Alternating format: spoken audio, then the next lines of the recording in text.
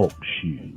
Recorded live. Good morning, good evening, wherever you may be across the nation or around the world. Once again, you are listening to the VMware Communities Roundtable podcast. This is number 566. My name is Eric Nilsson, and with me today, I have my regular co-host, Matt Longeth. Today is Wednesday, August 4th, 2021. Matt, how you doing today? Eric, I am well. As we talk about, all things, EUC, workspace, work from home and whatnot, there's sort of like that marketing pitch behind it, right? And then you come around and through some of the things that I've been able to interact with as far as the TAM side of the house, you actually see and hear about some of these deployments, right? So, and these aren't small deployments either. These are 5,000, 10,000. I just was talking with a customer this morning that has 14,000 iOS devices out there deployed globally and looking to add more. So certainly we've come, I think, a little bit about with, this whole entire work from home initiative, remote work, working from outside of the office. And I think that extends to, not only our current work environment, but events as well.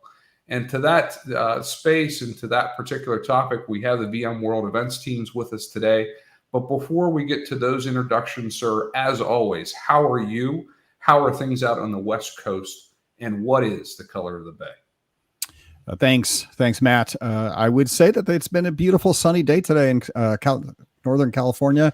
The weather is perfect, not too much wind. So if you're coming out to California, expect a nice mid 70s, 72, 73 degree day. If you get it in the morning and you have your coffee outside, it's like only 65, 70. It's beautiful. And the color of the bay is just a nice smooth green. So we've got a nice smooth dark green, which is about as good as it gets. Sometimes it's brown and ugly, but today it's actually pretty nice, sunny and beautiful day. So can't complain. I'll throw it over to Corey Romero. Corey, how you doing today? And how's the weather in Utah?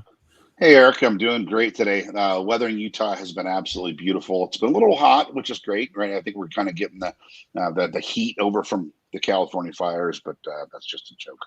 The smoke has disappeared from California, which is great. So we've got clear skies. And for vExpert and VMTN, I've got some updates for that. vExperts, we're holding a webinar with Cloud Health Secure State, and that's going to happen next week. Also, we were supposed to have the VMware vExpert Awards go out on the 13th, but I'm going to aim for earlier next week. So don't have a specific day. I just have to go through all of the denied applications to make sure that they're denied for the reasons that fall into our policies. And then I'll push the go button and the emails will go out. And I'm excited to bring in all the new vExperts. As far as VMTN goes, our VMTN community platform, communities.vmware.com, has been updated for all of our email templates. So if you've seen those and kind of seen how they were versus our Jive platform, they've been all updated for compliancy with VMware and our policies and sites and colors and graphics. And they've got entire VMworld or VMTN site has been updated as well, font-wise, to match VMware.com, and it just looks much, much nicer. So, those are my updates for today. All right. Thanks a lot, Corey. Well, and with that, I will say that, we're talking about online events and we're talking about being online, the masking in California. We're now remasking indoors. So I think we're all going to experience, the online environment as we, go throughout the rest of 2021. And I think that coming back to the VMworld online and the events team and VMware calling another online event, I think that has made a lot of sense because clearly the globe and vaccination rates across the world are also kind of marching forward slower than we would hoped. And so we're going to bring the events team on the show today and talk about what's happening in the world. And I got to do a shout out to them before they even start and saying thank you to all of them, because these guys, this is their job to run the events, right? And I think they don't appreciate having to do everything online with digital platforms. I think they would love to go to a conference and a venue just like all the rest of us would. Matt, don't you agree with me that we do these online events and we're kind of sad because it's not going to be a real event. But can you imagine the teams that have to work on this, and which we have them here now, to actually build all of this? And this wasn't their day job either. This is now a new footprint for them. So I think this is a kind of, we got to say thank you for actually doing all the work they do behind the scenes to just do an online event. I think in some way it's sort of like getting, I mean, maybe a bad analogy here, but getting called up or interviewing to go teach, let's say, Spanish in an elementary school, and you end up, once you arrive, you're going to go and speak or teach German to a bunch of high school seniors, right? It's languages and it's teaching, but the execution probably gets mixed in the middle. Yeah, of course. I mean, these individuals that we have with us today, you want to talk about pivoting, right? And changing job and operational roles throughout the last, of course, previous VMworld event, and then what they have to do for this coming one that we have here in a couple of months.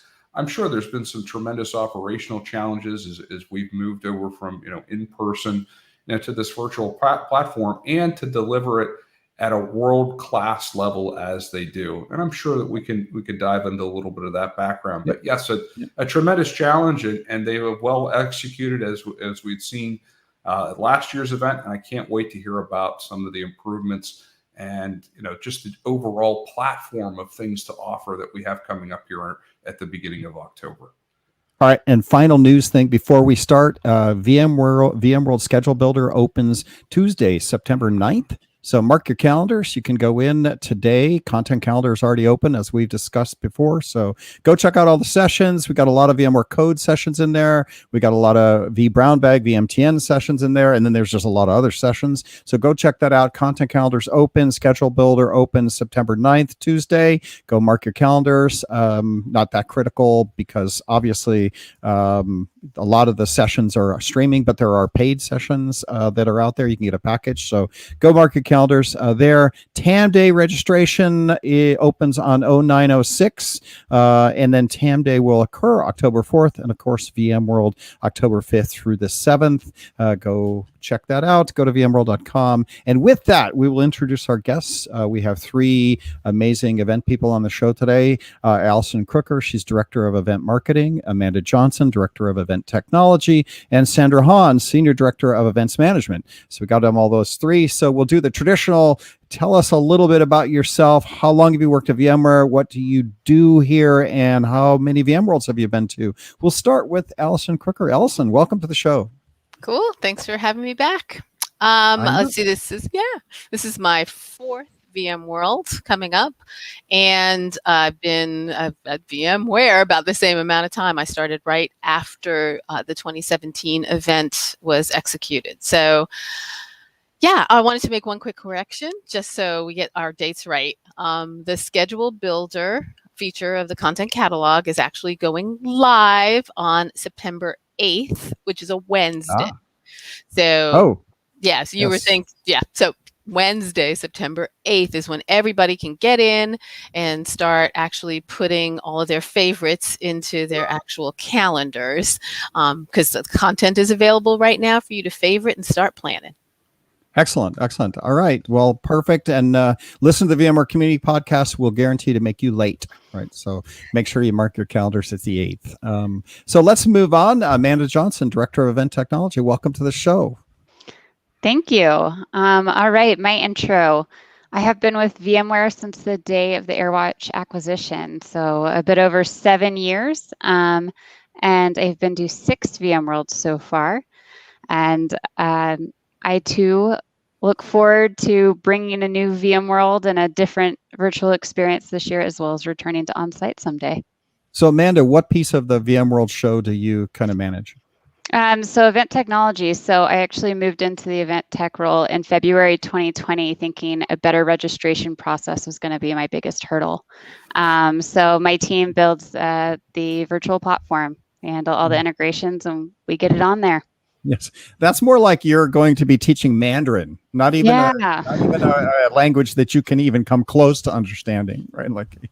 That's awesome. Well, welcome to the show. And then last but not least, Sandra Haan, Senior Director of Event Management. Sandra, welcome to the show. Thank you so much. So I have been with VMware just over 9 years, which means that I have been to, I can't actually count, somewhere between 15 and 18 VMworlds when you look at both Europe and the US.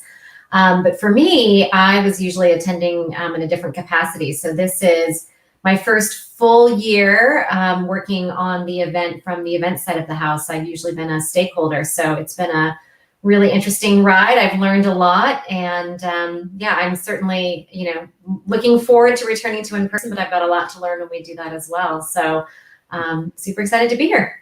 Yeah, nice. I know I started in 2006. I think I caught the 2006 like a week after I started here, and then if you add them all up, I'm like, I think I'm over 20, but I just lost count. And like Steve Herod said before he left the company a while back, he was like, I've been to so many VMworlds, like I don't know how many there are anymore, and I don't know if I want to do any more, so I quit. So it was like that was his exit statement. I was like, we love Steve Herod. He's over at a VC now, but he helps out a lot.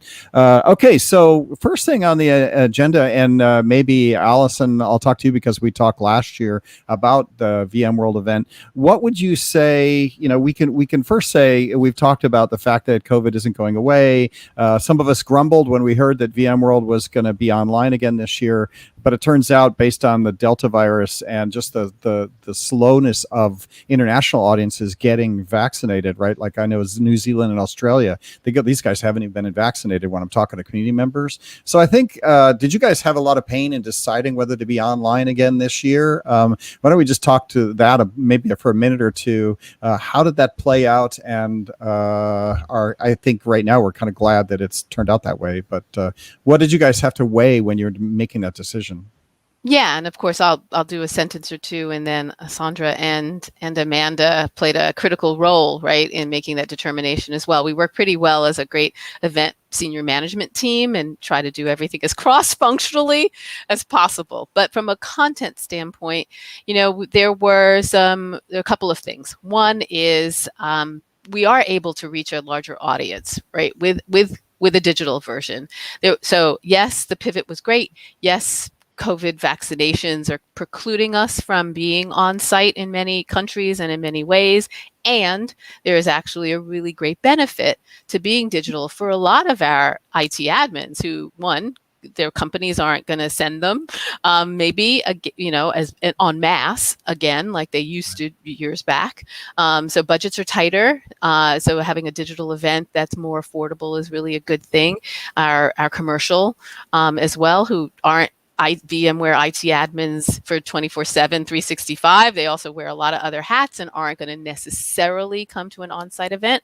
We saw them coming. So there were a lot of benefits to the digital event, which I don't think we want to just throw away, even when we do move more and more to in-person. So from a content standpoint, I also was like having that balancing act. But from an attendee perspective, as well as from a VMware kind of perspective, maybe Sandra, you can also talk to that. Yeah, these decisions are made long before we're ready to execute against them, right? And so as we were looking at what was in front of us, I think, truth be told, right, there was probably more optimism around where the world was going to go at that time, but you're also making a decision with the world that you're living in as well, right? And I think, ultimately we made the right decision, which was to go with a digital event. And as the world has played out, that's been the right thing to do. But you were talking a little bit about the attendance and those pieces, right? I mean, I think we're also faced with some challenges, right, that we didn't face last year around digital fatigue. And so as we think about hosting this event in a digital format, I think, as much as we would have liked to have said, we're gonna go ahead and we're gonna have an in-person event, we knew the challenges that could present. And so we made the decision for the digital one. But we're also faced with, some of this digital fatigue, right? And so one of the challenges we accepted in making this decision is, how do we make what we did last year even better? And how do we make it even more engaging? Because we are faced with a year of us sitting in front of Zoom and a year of us staring at our machines. And so how do we make this compelling content? So I would say, from an event perspective, to your point earlier around the languages and the learning, right? I mean, last year was certainly a learning, but this year's a learning too, because we've got to look at things through a whole new lens. So, it is interesting and it is challenging. You look at some other vendors that are attempting to go in person, and I'm waiting to see what announcements they may or may not make as we are looking at the changing world, right? And so for some of these companies, I think they were pretty bold, and it did cause us to pause and say, okay, gosh, it's pretty bold, but I think they may end up pivoting as well. There are things in the works to have small in-person events. And so I did want to put that out there, that while we made a decision to go digital, we also were very cognizant of people's desires to come together. And so stay tuned. There'll be some more information coming out around some small, possible, safe ways for people to come together, maybe 5 or 10 people to consume some of the content. So we are still being very considerate of people's desires to have that in-person element. So that's a lot out there, but I think yeah.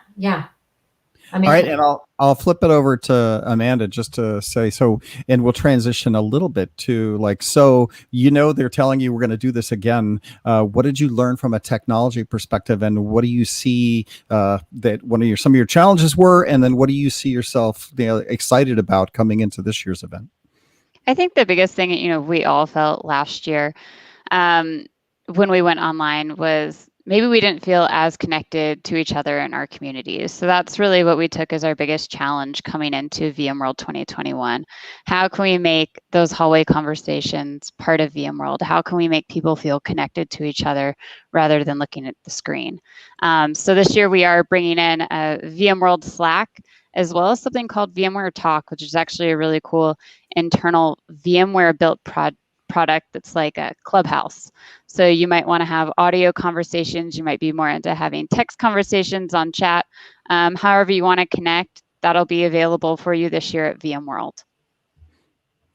Yeah, that's great. I know that we tried to do a little of that in community last year, and it's nice, but it would be great if it was integrated into the show, because there's just so many more people at the show that you get to kind of bump into people that really you didn't plan on seeing. And so I like that idea. I like the idea of maybe having some place that you can go watch announcements in that chat world where, there's like structured content that tells me what's coming next. Matt, what do you feel about that? Well, let's talk about the Slack integration for a second. So how do we see that working? Would each particular session have its own sub Slack channel where we could have the participants join into the channel, and then if it's a recorded session where the presenter could be interacting with the audience, if you will, or are we going to maybe also have broader topics, EUC, DevOps, or whatnot? How do we see managing all of those channels, and who's going to be responsible for channel moderation and whatnot? Slack's such a great, powerful platform, but how are we going to take that next step for the enablement for the event? Yeah, and I'll say, Allison, jump in when you want on this one.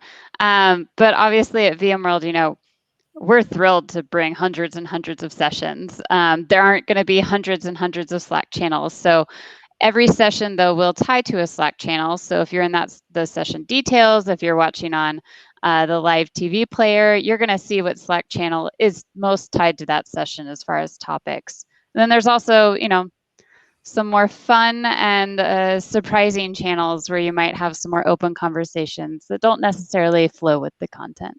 Right. And Matt, just to throw back in there, we talked about this for the community stuff as well. And we had that idea. Then we realized that, oh, wait, for every session, there is a chat, I think, available for the session during the session play. So we don't really have to have Slack channels for every single session, because if you want to go talk on a session, I think there's a way to do that, but maybe I'm wrong on that one. Yeah. You are right, Eric. So as you know, we have a lot of different session types, and we have basically 3 different platforms. There's our Simulive. We call our Simulive content. It's broadcast via a player, and it has a Q&A, moderated Q&A section. Then we also have our Zoom sessions, which are a lot of session types within there. Those have your typical, chat and moderated Q&A if you're a webinar. So there are lots of other ways besides including Slack that people can communicate, that especially within each session. I think Slack was brought on to really help that across session kind of communication happen. Right. I know we're having a community Slack channel that all the VMUG and us and VExperts will all be there. So that way, we can just man that and be part of the conversation. People can drop in. And it's not session dependent. It's more kind of like the village, or the community booth space where Slack ends up acting like the place that you can come in and say hello and meet the people, not based on topic, but based on just community itself. So looking forward. Eric, I think you nailed it with that VM Village comparison. If you've been to VMworld in the past, hopefully it feels a lot like that. Yeah. And I wanted to also point out on the staffing part of it, and Sandra, correct me if I'm wrong here, but we are looking at really kind of coordinating. So the staffing part of this in session is taken care of a lot by our franchise leads, so the speakers. There's a pool of content technical experts that will be staffing those in-session methodologies, chat, Q&A. And for the Slack channel, I believe we're looking at the demo personnel and the PMMs. Is that right, Sandra? That's correct. So we're looking at bringing in the demo zone captains as well as, yes, PMMs to be able to staff and answer questions. And we'll have some surprise and delight in there as well. So, but yes, we're definitely going to be looking to have our experts across the company joining us in the Slack channel. Yeah, that's the one thing that I have seen just watching, sitting back through COVID and watching Zoom and everything mature, that the events that I have been through, like speaker events or just, all hands or things like that, people have gotten actually good at having kind of like surprise and kind of music or slides that kind of, or comedians that drop in and do things between the events. So I think the event, narrative where it's not just a Zoom call, but they actually try to do surprise and delight stuff has made the kind of the all hands and kind of things I've been to that have been organized from a bigger perspective pretty nice and a nice experience. So is that what you guys are trying to do along the surprise and event, kind of like surprise and delight experience? Yeah, I mean, I think Slack is obviously one of the elements for networking, but when you're talking specific to surprise and delight, there is a lot underway. There'll be some announcements coming out here in the next week around, some speakers to be looking forward to, but some things I'm not going to share, right? We need people to register and join, and there will be, a variety of surprise and delight. I think I would just say it's not the VMware you expect to see. That's fun. I know, Matt, that we've been talking about what we can do with VExperts and the community members just to give them something to do midway through a session. So last year for VMware Code Sessions, for instance, we had 25,000 people sign up for the VMware Code Sessions. We were really excited. We're like, oh my God, this is going to be 5 times bigger than we've ever had, for the code stuff. But then when we actually looked at how many people came and watched the whole session and engaged, right, it was the 2,000 to 3,000, which we would have normally expected, right? And so what we've learned is that there's one thing to register and sign up. It's another thing to open up your Zoom and come and engage and feel compelled and feel excited about another day in front of my computer, right? And so I think that stuff is important, right? And I know that we've been focusing on giving away random stuff. So we put some budget around the vendors that we can auto ship things, and then coming in and asking some questions in Slack chat and just kind of going, hey, great, we're going to send you a shirt or we're going to send you stuff, so that there is this way to feel like it's more than just sitting through 5 hours of Zoom calls. Right. I mean, I would say to Amanda's earlier point, right, the biggest challenge we gave to ourselves was how do we make people feel more engaged, right? How do we provide that networking opportunity, the ability to bring it as close as possible to an in-person event? So I think that people will be surprised and, hopefully delighted, right, by joining the event this year, and just the ways that we're able to connect with one another and the ways that we're able to have some fun together. Right. All right. Well, we'll switch gears, and Matt, you can jump in here, but this kind of goes towards Allison, I think, because Allison, you still kind of managed a lot of the sessions and track stuff. Tracks this year, you want to just run down what the tracks are for people if they're listening, and then anything interesting about tracks that might have changed this year, or maybe it's very similar. I know we pre-recorded everything last year. They were well received. What's happening with tracks this year? Yeah, so we are coming back with most of our tracks from last year. There's some tweaks to the names, but still the same. So we have our Vision and Innovation track, which is where our Office of the CTO content is being offered during the Simulive and On Demand. As we're also in that Vision and Innovation channel having our general session, our solution keynotes that we're working on that we'll see if we're able to offer, but we are working on some kind of larger cross-solution keynotes. We're working on them, so hopefully we actually get to execute on that. Vision and Innovation is the first channel. Then we have multi-cloud and app modernization. We have end user services, which is our VDI, kind of, it's the more technical kind of content. We do have anywhere workspace content, mostly in the Vision and Innovation channel, but a couple spread out through other channels. So that's Vision and Innovation, app modernization, multi-cloud, end user services, networking, security. Am I missing? And we have a new channel called Inspire Change.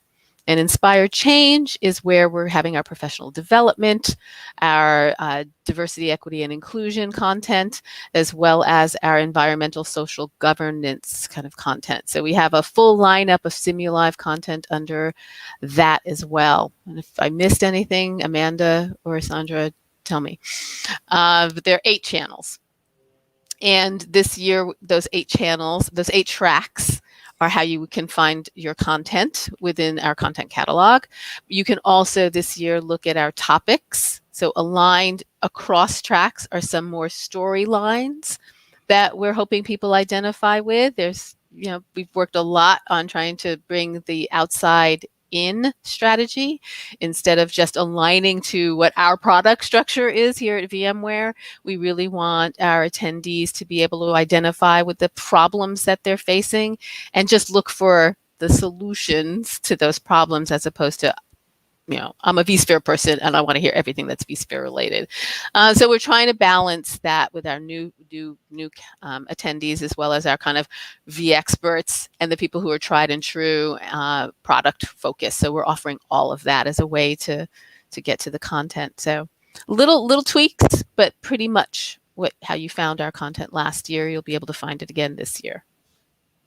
So, Allison, we talk about content, right? And half of VMworld presentation for me, or that VMworld experience, is that keynote from those executives. And obviously, we've had a change in leadership here with Raghu now at the helm. So how has that been different for this team as far as interaction and planning, and maybe a little bit different of strategy as how things were handled with Pat? Obviously, Pat, a seasoned VMworld veteran out there on keynote on day one and whatnot. But Raghu, I wouldn't say that he is, not new to the VMworld experience, but definitely new to the role, so to say. So how has your interaction and the team's interaction been with him? And is there any insights that you can give us as far as what and how he might be delivering his keynote this year?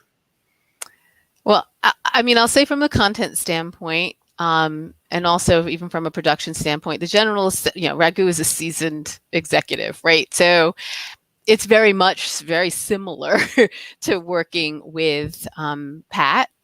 And from a content standpoint, the development of the storyline, how we're going to include customers, because that's very important across all of our session types this year, is really a focus on the use cases. So we have a lot of customers coming to talk with VMware experts this year, and by themselves, about how they use and why they use VMware to solve the business challenges they're facing. But the general session in specifics, once again, it's 55 minutes long, so it's a pretty tight, concise execution across a storyline, very high level, similar to what Pat would do as well. I really haven't seen a lot of difference there. There's some obviously uniqueness. They're different people, so there's a uniqueness to the general session this year that I think everybody will want to tune in to see, both from a production standpoint. We wanted to turn it on its head a little bit, as well as from a content standpoint, because Raghu has his own directives. But I think that really it's been very, very kind of the same process, a thoughtful process as to what the messaging is going to be for his debut as CEO on the VMworld stage. So we talk about the external theme, right? The external theme this year being Imagine That. And you had brought up, how we want to incorporate customer stories into some of these executive narratives and whatnot so that they're linking regardless across BUs. Is there more of a general theme as far as the internal comms for the executive staff that we've tried to be focused on, or just something that we're trying to push above and beyond how we're looking at, customer interaction and customer stories this year, as we try to showcase these new products and platforms that are out there across BUs? I mean, I would say that VMworld always has been, and this year is no different, an opportunity for us to share our strategy and direction, right? It's an opportunity for us to bring thought leadership to the market. So I would say, as we think about, regardless of what the theme is, that's always been the intent. And so I would say there's no change this year. To your question specific to customers, we've always had a tremendous customer representation at VMworld. I would say what's changed this year is how do we let attendees know what to expect before they get there, right? Because we have incredible customers, we have incredible brands that join us and tell our story.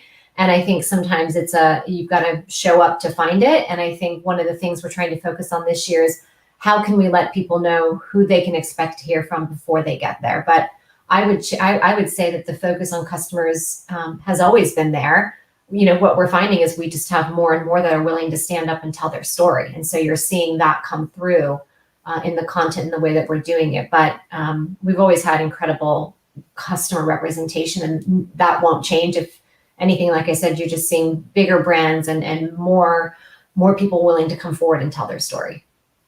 Yeah.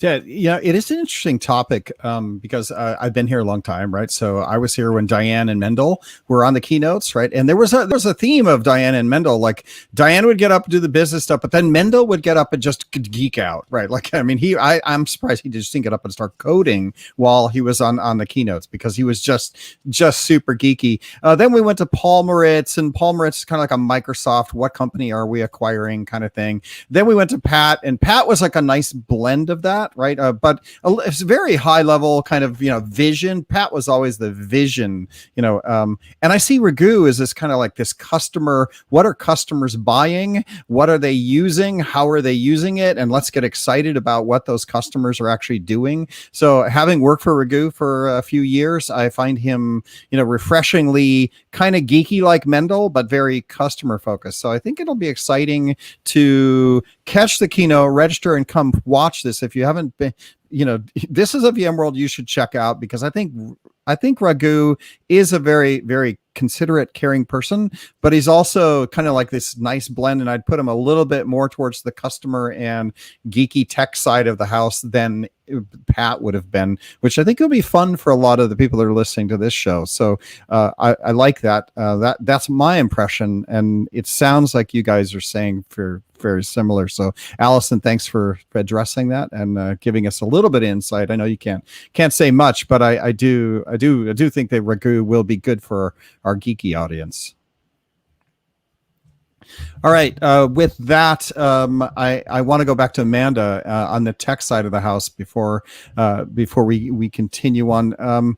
When we're talking, I look at social media, Amanda, and last year HOLs kind of trended down, keynotes trending up, right? Because if you think about it, I can do HOLs online. We have HOLs online most of the time now. So I see HOLs trending down, but then keynotes and, watching the keynotes. Do you get nervous when you're talking about having 20,000 people come in and click and start watching a live stream? How are you guys managing to keep everything live? And are there other things that from a technology perspective keep you up at night?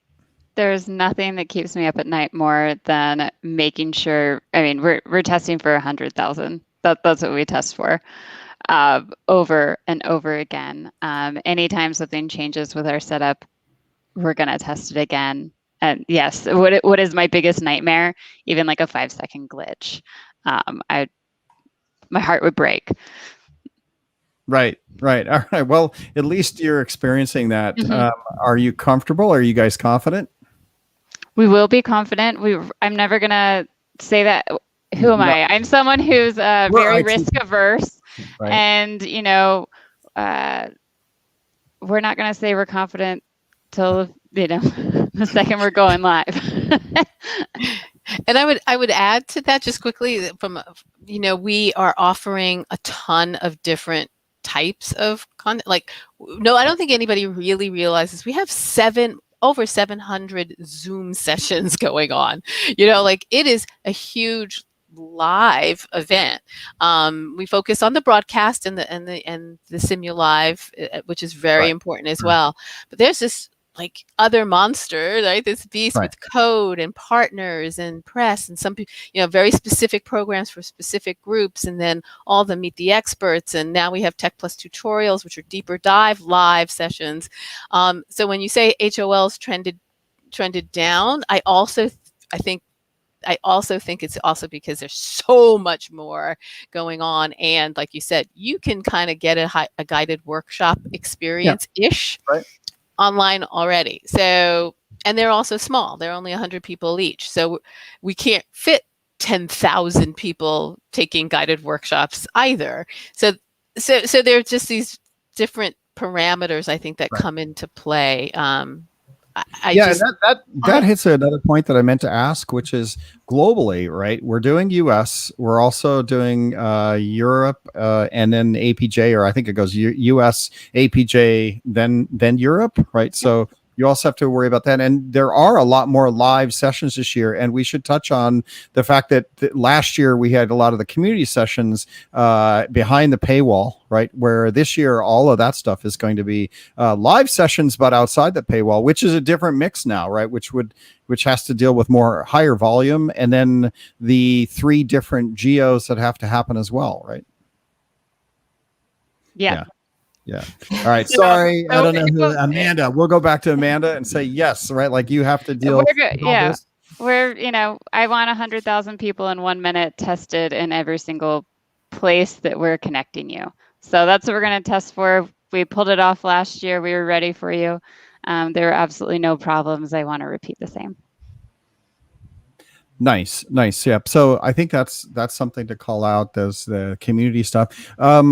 I don't know. I think I should probably hit Sandra, but maybe this is Allison. You guys have to decide this question, which is there was VMware Underground last year. There's a lot of the ancillary events that are happening. Do we want to just do a shout out on some of the kind of classifications of things people should be looking for this year? I know we have the VExpert party. We're going to do an ancillary Zoom event for the VExpert party. Are there other things that are out there that we should just do a shout out to? Yeah, I mean, from how people engage this year, I think we've made some changes, right? I think last year, given it was our first time putting on an event like this, we kept it pretty true to its core. And as we look at this year, we're bringing in a lot of additional programs into the platform. So in the past, where you may have gone off platform to participate or engage, there's a lot more we're bringing into the platform this year. So, once you've joined the event, you're going to be able to touch a lot more audiences and people in different ways. Always there's ancillary programs that are happening, and we're well aware of those. I think we're still finalizing on some of those programs. I think, Eric, for this community, you've got a pretty good handle on the ones that they're interested in. But we're always looking at what are the things that don't make sense to happen in the platform, and how do we, make sure we've got awareness of those. But I would say last year to this year, people are going to find a lot more of it happening within the event, trying to bring it back to or closer to that feeling of when you're on site. So I think fewer ancillaries, more of that taking place in platforms. So once you've joined, Amanda's ready for the 100,000. We've got all the programs to accommodate it. All right. Follow up with that. Is there a paid offering? I'm sorry, I should probably know the answer to this, but Sandra, is there a paid offering this year, and what does it have? Sure. So, and Allison can probably speak a little bit more to what's behind it, but similar to last year, we do have a paid opportunity this year. It's the Tech Plus Pass. It's coming in at $299 USD, And it is a lot of that one-to-one expert engagement. And I know, Allison, you're managing this with, to the detail. You can probably speak to all of the opportunity behind it. But yes, we are offering another paid pass this year. Yeah, and specifically, go to VMworld.com to see the full list of all that's being offered. But generally, it is our, as Sandra said, our one to few. So our Meet the Expert program is part of that, where you get to hear about the new features and changes that are being done to our products and ask directly to the engineers about the whys of the changes being made or the what's you want to have changed. We also have our one-on-one consultations with GSS going on again, where you can really have this time 30 minutes. Last year it was 15 minutes, but that wasn't long enough. So now you can get 30 minutes of one-on-one interaction with the GSS support to ask your specific questions. So our Tech Plus Pass holders, who are generally our users, right, our heavy users, can actually come in and have that private engagement that they really need to move their specific issues forward. We also have the new session type, that are Tech Plus Tutorial. So this is our longer form, more kind of interactive demo heavy sessions where people can see a demonstration and ask specific questions. And we also have live demo sessions this year. So in addition to going to the demo zone, where you can go check out our VMware products along the same 8 tracks that I mentioned before, we also have these live demo sessions that you can go to. This is not behind the Tech Plus Pass. I'm sorry. I just weaved out quickly out of the Tech Plus Pass, but it's a new session type that I'm very excited about, because people will be able to not only have a Tech Plus Pass and ask specific questions about a specific product, but also outside of the Tech Plus Pass, we still are offering these live demo sessions throughout the day where you can ask a specific question about a specific product. So we're trying, Tech Plus is really a great place for you to get that technical education that you want and you're used to getting from VMworld. And we also wanted some of our maybe new users to also not totally miss out. So there are a couple of ways you can do it, even in the general path.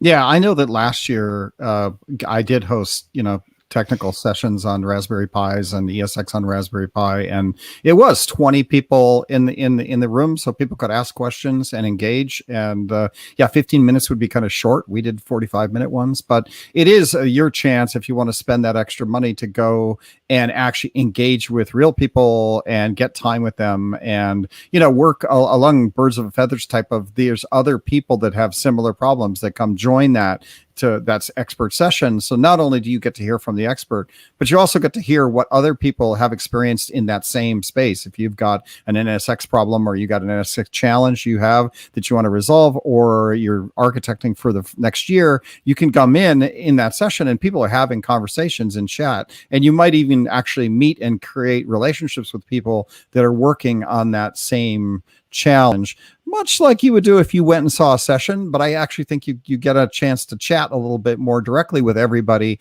versus in live events, you'd be in a session room with 100 people, and at the end of it, 2 or 3 people would stand up, ask maybe a couple of questions, where with chat, you can actually get to know some people that are doing the same type of stuff you're doing. So kind of useful to have that.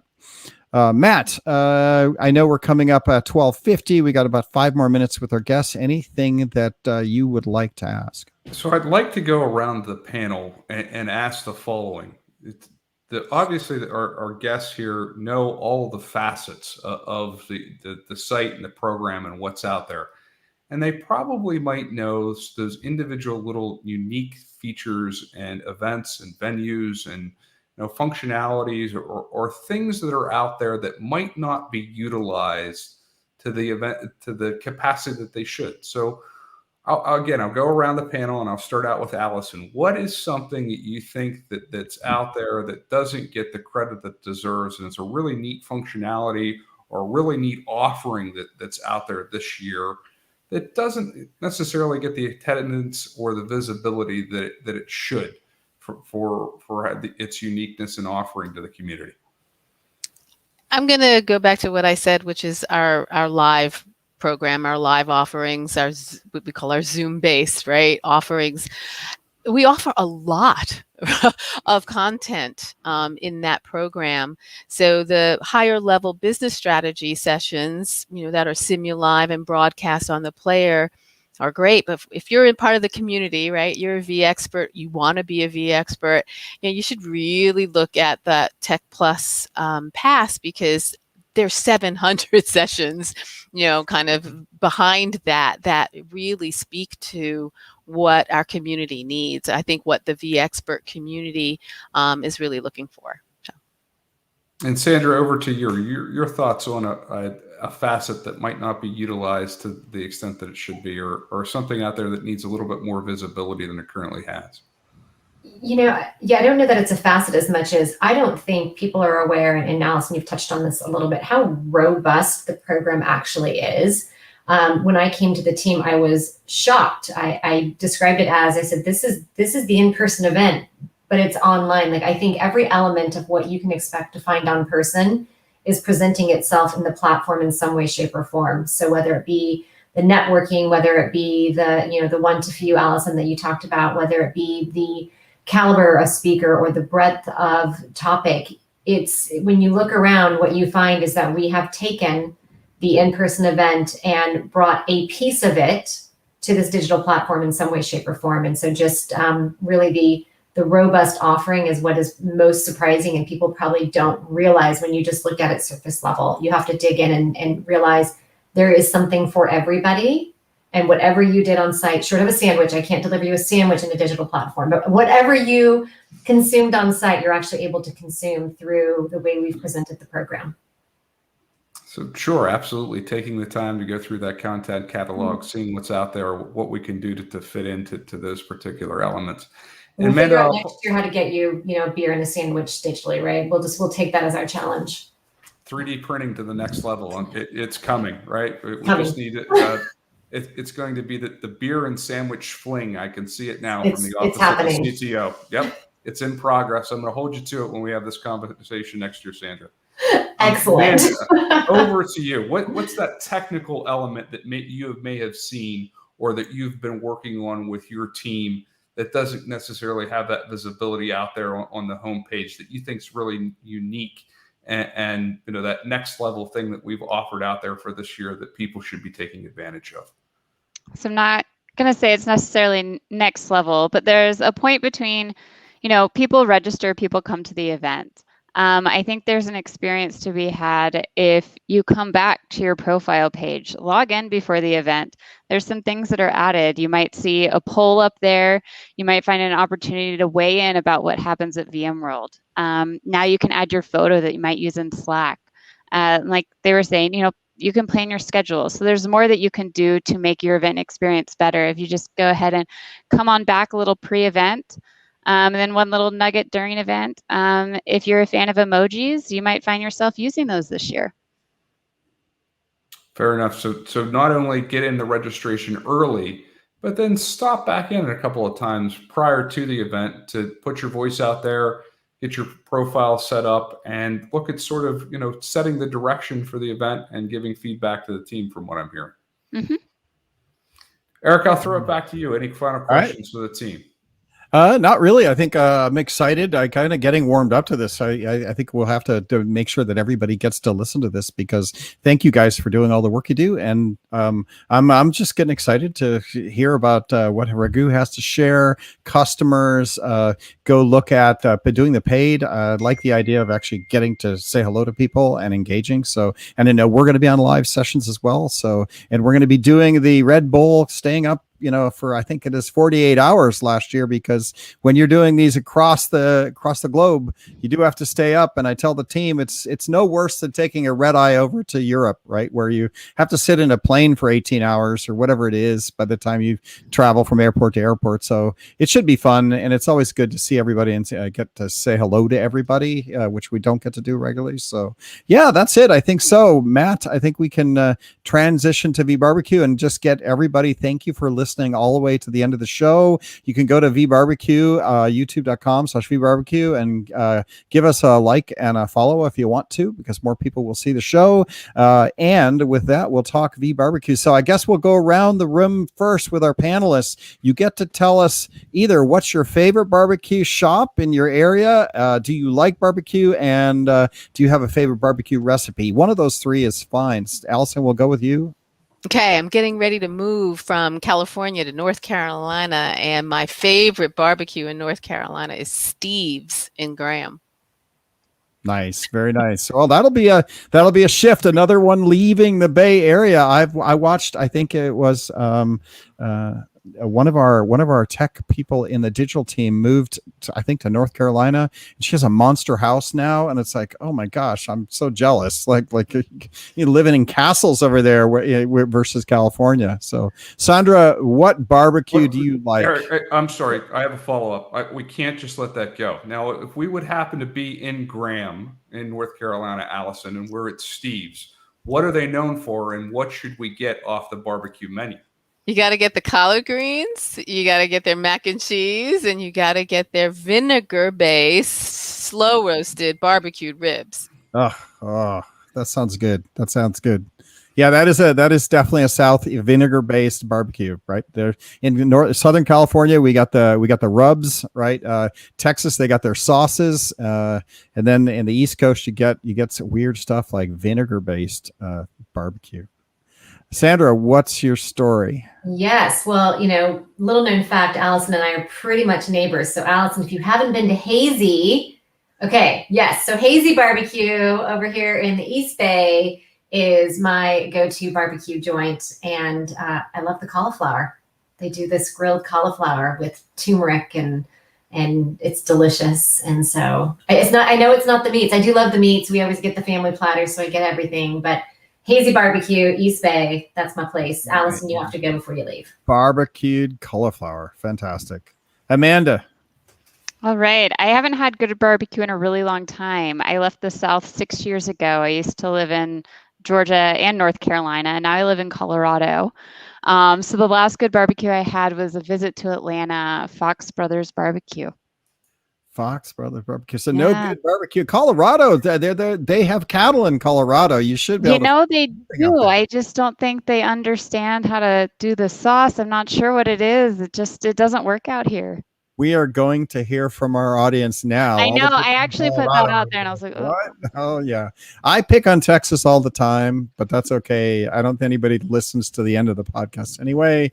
So it's all great. Guys, thanks a lot for coming on the show. We will promote, and please let us know if you have questions. Hit Corey Romero if you have the expert questions. Go register. We are tracking registration, and it does help us understand what extra budget we can apply to it. If we get a lot more people registering, that's good. And then secondly, if you can help us, if you're a V expert and you got a blog, we want to talk about why to come during the show and actually go to the sessions that you've put in Schedule Builder, or at least start using Schedule Builder, because again, we got 150,000 people register. I think we had 80,000 come to the show last year. We'd like to get 150,000 people to register and 150,000 people to come in and say hello and engage with us. So help us out.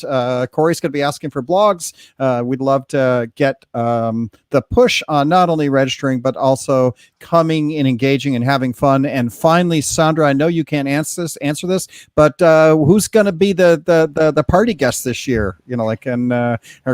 Comedian. Can you get at least? Is it going to be a rock star, a comedian, or any kind of anything? It's going to be a lot of everything. So we aren't going to have a band this year. We are going to have instead a lot of guest speakers, a lot of names that you're going to know, and stay tuned because we announce our first one next week. And so there'll be lots of speaker names that you recognize. We're going to be dribbling it out between now and VMworld, but our first name drop comes next week. And you're all going to know them. You're all, I think, going to love them. So keep your eyes out for that one. That's super cool. I like that. That's a great strategy. With that, we're done. We're going to go have our lunch. It is 1:00 p.m. in California, so it's time to go eat some barbecue. Matt, Allison, Sandra, Amanda, thanks a lot for being on the show. We'll be back again next week. Thank you.